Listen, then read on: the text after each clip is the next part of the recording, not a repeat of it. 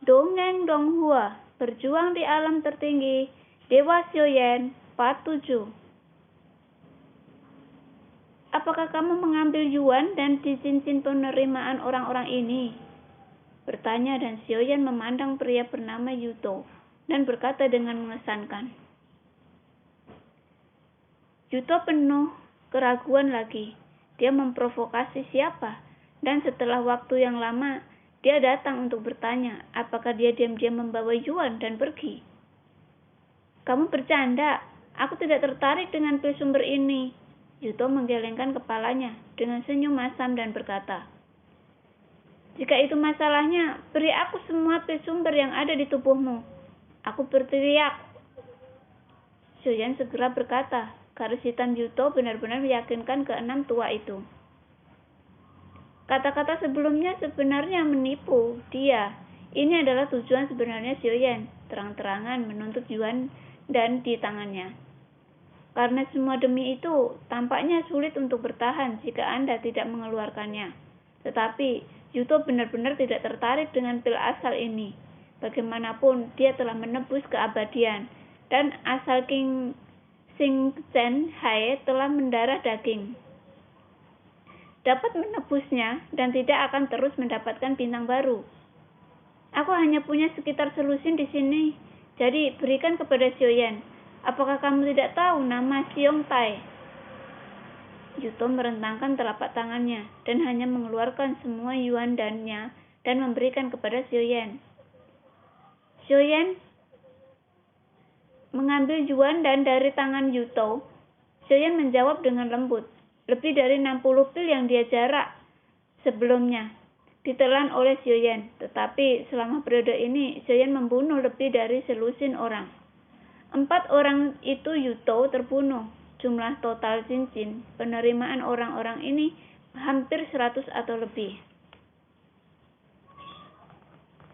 Beberapa orang tidak memiliki pil sumber tunggal di cincin koleksi mereka, dan tampaknya mereka akan segera menelannya setelah mereka mendapatkan pil sumber daya. Pil asal ini mengandung energi iblis yang kuat. Saudara Xiaoyan menelannya lagi. Setelah energi iblis terlalu kuat, itu dapat mempengaruhi pikiran. Yuto dengan ramah mengingatkan Xiaoyan sambil menatap mata merah Xiaoyan. Xiaoyan tidak menjawab. Dia secara alami tahu manfaat ki iblis. Tetapi setidaknya untuk saat ini, Xiaoyan merasa bahwa ki iblis yang kuat ini lebih seperti keinginan untuk bertarung setelah dibuktikan, yang membuat orang merasakan darah Xiaoyan mendidih. Ayo pergi, Xiaoyan mengucapkan sepatah kata, dan ketika suara itu jatuh, sayap dewa bela diri mengembun di belakangnya, dan kecepatannya segera meningkat tajam. Itu hanya terasa seperti embusan angin bertiup, dan sosok Xiaoyan terus tersapu. Di seluruh hutan pegunungan yang luas, ada lebih banyak suara pertempuran. Jelas banyak orang telah menelan yuan dan, meskipun itu tidak mempengaruhi pikiran mereka. Tetapi energi iblis ini diam-diam membuat orang kecanduan perang. Dia ingin bertarung sepanjang waktu, termasuk Xiaoyan. Pada saat ini, tidak jauh dari Xiaoyan, ada seruan, dan sosok Xiaoyan berbalik dan menyapu ke arah sumber suara dengan kecepatan tinggi. Sosok itu melayang di atas pohon raksasa yang lebat seperti hantu. Pada saat ini, ada lebih dari selusin sosok di bawahnya. Lampu merah menyala di mata mereka, dan mereka menelan yuan dan. Lampu merah yang berkedip dapat dilihat di lirikan. Lebih dari selusin sosok ini menelan yuan dan pada saat ini mereka dikelilingi oleh 2 wanita, dan mereka tertawa terbahak-bahak. Selain membuat orang kecanduan perang, energi iblis juga akan membuat orang melonjak dengan api jahat. Pembangkit tenaga listrik yang telah mencapai level ini telah lama mampu mengendalikan hal-hal seperti keinginan, dan tidak akan menaruh keindahan di mata mereka untuk waktu yang lama. Tetapi energi iblis dapat membuat pikiran jahat apapun di dalam hati membesar tanpa batas. Kamu berencana untuk menyelamatkan mereka? Yuto juga datang dan berdiri di samping Xiaoyan. Saya berencana untuk menonton pertunjukan. Selusin orang seharusnya cukup menarik, jawab Xiaoyan. Mata Yuto berkedut ketika mendengar kata-kata itu. Xiaoyan tidak terlihat seperti orang jahat. Tapi jawaban seperti itu membuat kesan Yuto terhadap Xiaoyan berangsur-angsur berubah. Setidaknya Xiaoyan sama sekali tidak baik. Bahkan jika bukan karena energi iblis Xiaoyan, dia tidak akan mengatakan kata-kata seperti itu di waktu normal. Karena pada saat ini energi iblis Xiaoyan juga memperbesar pikiran jahatnya tanpa batas. Detik berikutnya, Selusin Salsa bergegas ke arah dua wanita seperti serigala. Kedua wanita itu melawan dengan liar, tetapi tampaknya selusin orang dikepung pada saat yang sama. 8 jatuh. "Pergi!" Xiaoyan tiba-tiba berkata, dan Yuto tercengang. "Kakak Xiaoyan, biarkan aku mengambil tindakan." Yuto bertanya dengan curiga. "Apakah kamu benar-benar ingin menonton drama semacam ini?" Xiaoyan juga menatap Yuto dengan curiga. Yang terakhir tersenyum pahit, dan untuk sementara dia tidak tahu apakah Xiaoyan jahat atau benar. "Apalagi yang bisa saya lakukan? Semua darah jiwa diberikan. Bagus untuk menjadi anak kuda. Sebelum lagi di antara selusin orang, hanya ada satu kaisar yang abadi, dan itu hanya langkah pertama. Jadi tidak perlu dikhawatirkan. Kekuatan langkah kedua eksistensi dapat ditekan sebanyak mungkin. Hati-hati saat menembak," desah Xiaoyan. "Terima kasih kakak Xiaoyan atas perhatianmu. Sampah semacam ini tidak perlu dikhawatirkan." Yuto mengepalkan tangannya dan menangkupkan tangannya. Xiaoyan mengangguk sedikit. Dan sosok Yuto segera bergerak, tetapi pada saat yang sama, Xiaoyan kata-kata datang lagi. "Jangan putuskan cincinnya." Yuto bertersandung setelah mendengar ini, dan tersenyum pahit di dalam hatinya. Ternyata kehati-hatian ini bukan sebaliknya. Xiaoyan tidak termasuk mengkhawatirkannya. Sebaliknya, dia khawatir tentang penerimaan orang-orang ini, karena takut akan hancur ketika dia mengambil tindakan. Saat Yuto bergerak, Xiaoyan juga bersapu, dan bahkan lebih cepat dari Yuto. Memegang penguasa berat misterius yang tampaknya sangat berat, dibungkus dengan api yang mengerikan. Disapu, pupil Yuto menyusut seketika dia melihatnya.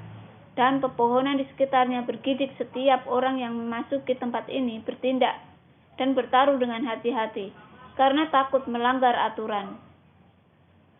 Tapi Yuto menatap pria di depannya yang mengayunkan penguasa raksasa dengan gila. Dia sepertinya tidak pernah mengambil aturan di matanya. Dia jelas hanya dewa yang bertarung, tapi dia bisa mengabaikan aturan di sini.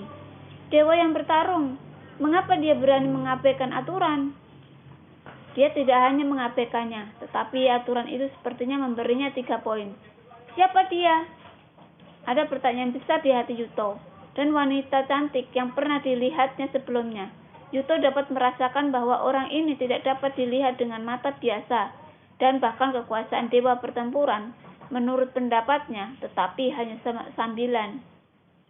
Xiaoyan dan Yuto bergabung hampir seketika, lebih dari selusin orang terbalik, dan sekali lagi mereka mematahkan beberapa pohon besar. Setelah beberapa saat, mereka yang melanggar aturan dan melanggar pohon besar menjadi sangat panik. Pohon anggur akan terlambat, tetapi itu pasti akan muncul. Beberapa orang yang menyeret dan menyentuh aturan sedang menuju ke tanah. Yuto berdiri di samping Xiaoyan, matanya sedikit menyipit pada saat ini. Hanya pohon sulur yang tumbuh dari tanah di kaki Xiaoyan, dan kemudian melemparkan beberapa cincin ke Xiaoyan. Dahi Yuto ditutupi dengan garis hitam, jika penuh dengan karakter Sichuan. "Kamu membunuh semua bawahanku. Siapa yang akan menangkap wanita untuk orang tua selanjutnya?" Sebuah suara yang dalam keluar perlahan. Wajah Yuto serius. Xiaoyan masih tidak tergesa-gesa, dan mencari selusin orang ini satu persatu. Selusin orang ini hanya beberapa yang mati, dan sisanya hanya luka serius, tetapi Xiaoyan tidak membiarkan salah satu dari mereka pergi. Dia memegang selusin cincin di tangannya, berat, dan Xiaoyan tersenyum sangat bahagia. Permaisuri memeluk kelinci Pingyun, dan kelinci melihat pemandangan ini begitu akrab sehingga tidak bisa lebih akrab, juga sangat tidak berdaya tentang perilaku Xiaoyan. Di antara sila orang-orang ini, selain bersumber yang saat dibutuhkan Xiaoyan, Ada juga Pilki, sumber ilahi yang agung.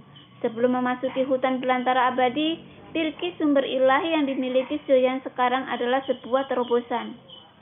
Itu telah mencapai 700 miliar dan sekarang terus mencari beberapa pembangkit tenaga listrik abadi. Jumlah totalnya telah mencapai 800 miliar dan jumlah ini hanya perkiraan. Sioyan memiliki beberapa kebingungan tentang berapa banyak sebenarnya. Dia hanya tahu bahwa ada ratusan cincin yang digunakan untuk membawa Pilki asal ilahi ini. Senjuan Ki dan Yang Agung juga merupakan sumber daya yang sangat kaya. Sebelum kembali ke Sensi, Sioyan akan mencoba mengumpulkan sebanyak yang dia bisa. Secara keseluruhan, semakin banyak semakin baik, dan sumber daya yang dibutuhkan untuk perang jauh dari ini. Tapi Bin Yuntu tidak bisa memahaminya dan tidak tahu apa yang sebenarnya dilakukan Sioyan di balik koleksi gilanya. Di mata dunia, dia hanya mengira Sioyan rakus akan uang dan gila. Setelah Sioyan berputar-putar, dia akhirnya sampai di depan kedua wanita itu. "Terima kasih Tuan karena telah menyelamatkan saya." Kedua wanita itu menundukkan kepala dan membungkuk pada Sioyan. Sioyan menatap kedua gadis itu dan kemudian mengulurkan telapak tangannya. Kedua gadis itu terkejut. "Tuan ini?" Kedua gadis itu menatap Sioyan dengan mata besar yang bingung. Dan ketika mereka melihat selusin cincin di tangan Sioyan yang lain, mereka langsung mengerti bahwa Sioyan tidak ada di sini untuk mereka.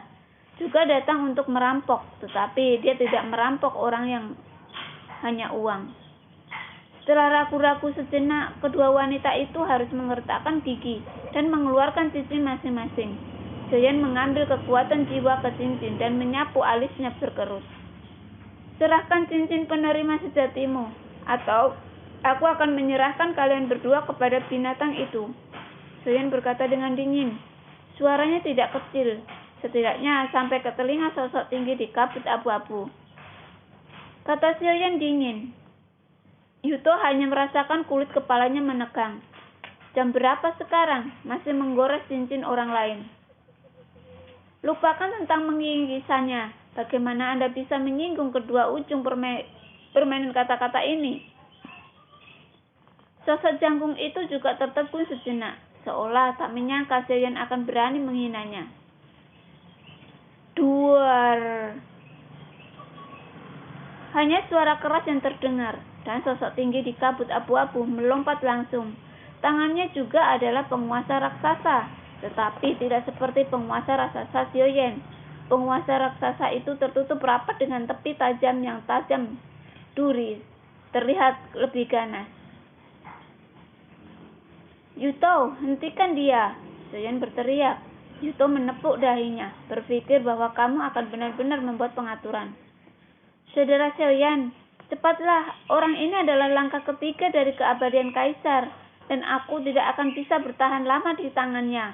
Yuto menggertakkan giginya, dan dia harus menerima nasibnya ketika dia menjadi seorang anak kuda. "Oke, datanglah setelah kamu selesai." Sioyan menjawab dengan acuh tak acuh. Yuto tidak punya pilihan selain menggertakkan giginya dan menghadapinya. Sioyan mengulurkan tangannya kepada kedua putrinya untuk meminta cincin, dan Yuto dihadapkan dengan seorang pria jangkung dan kokoh. Keduanya bertarung dengan sangat hati-hati. Adapun dua pembangkit tenaga listrik abadi yang bertarung, mereka semua pemalu karena pembatasan aturan di sini. Semua orang takut untuk menyentuh aturan, jadi Yuto yang berada di langkah kedua keabadian Kaisar dapat bersaing dengan pria di langkah ketiga keabadian Kaisar. Namun, masih ada kesenjangan yang jelas antara ranah kedua belah pihak. Setidaknya, setiap kali mereka bertemu, Yuto selalu dirugikan. Kedua wanita itu tampak enggan untuk menyerahkannya, tetapi sampai mereka seperti melihat permaisuri yang memegang kelinci Bin Yun yang langsing. Dia tersenyum lembut pada kedua wanita itu. Jelas itu harus menjadi senyum yang sangat ramah dan menghangatkan hati, tetapi tampaknya di mata kedua gadis itu senyum ini mematikan. "Tuan, ambillah, ini semua milik kita." Kedua wanita itu tiba-tiba tersenyum dan menyerahkan cincin dengan patuh kepada Sioyan. Setelah kekuatan jiwa tersapu, Xiaoyan tampak puas mengangguk. Xiaoyan berbalik dan hendak pergi ketika kedua gadis itu tiba-tiba berbicara. "Tuanku, kami datang ke sini dengan persiapan yang terlalu sedikit. Bisakah kami mengikuti Anda?" "Jangan khawatir, kami tidak akan menahan Anda." Kedua wanita itu berkata, tidak peduli apa, mereka semua menyerahkan cincin itu. Tidak hanya hal dan ada juga banyak Senjuan Qi dan masuk akal untuk mengatakan bahwa Xiaoyan harus memperhatikan mereka. Namun imajinasi adalah imajinasi. Faktanya, Xiaoyan segera menarik diri dan menutup telinga. Kedua wanita itu berdiri di sana tercengang. Permaisuri di samping menutup mulutnya dan terkekeh, dan ekspresi kedua wanita itu bahkan lebih jelek. Tetapi mereka tampaknya tidak menyerah, tetapi mundur ke samping dan menunggu. "Bisakah kamu bertarung?" Xiaoyan memandang Yuto yang telah dipukul mundur. Pakaiannya hancur dan dia terlihat sangat malu. "Saudara Xiaoyan, dia adalah pembangkit tenaga listrik dari langkah ketiga. Saya telah mencoba yang terbaik," kata Yuto dengan senyum pahit. "Tidak bisa mengalahkannya. Kalau begitu, ayo kabur," kata Xiaoyan. Mulut Yuto berkedut saat mendengar kata-kata itu. Bahkan jika dia ingin kabur, tidak perlu mengatakannya di depan musuh. "Aku akan mengambil satu langkah dulu, dan kamu akan mematahkannya nanti," kata Xiaoyan. Dan setelah berbicara, sayap Dewa Bela Diri bergetar dan berubah menjadi embusan angin dan segera menghilang. Yuto benar-benar tidak ingin berteriak pada saat ini. Orang ini benar-benar tidak memiliki martabat sama sekali. Dan tidak masalah jika Anda tidak memiliki martabat, akan digunakan sebagai penembak. Dan sekarang ini adalah trik yang menyedihkan. Tidak mudah untuk melarikan diri dari tangan ketiga langkah yang kuat. Yuto hanya bisa menggertakkan giginya, menarik diri dan berlari kencang ke arah Xiaoyan tersapu. Adapun apakah dia bisa melarikan diri, saya tidak tahu. Tetapi jika dia terus bertarung, jelas tidak mungkin baginya untuk menjadi lawannya pembangkit tenaga listrik langkah ketiga ini. "Bunuh orang-orang ini, dan kamu harus menangkap gadis itu untuk orang tua di masa depan. Tidak semudah itu untuk pergi." Hanya mendengarkan suara tebal yang dimarahi, telapak kaki terbanting, dan sosok besar itu seperti bola meriam terjun. Pria itu melihat kecepatannya sedikit lebih lambat ketika sebuah cahaya melintas di tangannya. Seberkas cahaya meraung ke arah Yuto, cahaya yang diselimuti lingkaran. Hantu seperti menara menyelimuti Yuto. Dan Yuto juga merasa ada sesuatu yang salah, tetapi tidak peduli bagaimana saya mempercepat. Sepertinya saya tidak bisa keluar dari bayangan menara ini. Tentu saja, suara pria di belakang datang lagi, dan bayangan menara yang menutupi Yuto langsung mengeras. Dan dengan keras, itu berubah menjadi menara yang kokoh, dan Yuto tertutup di menara ini.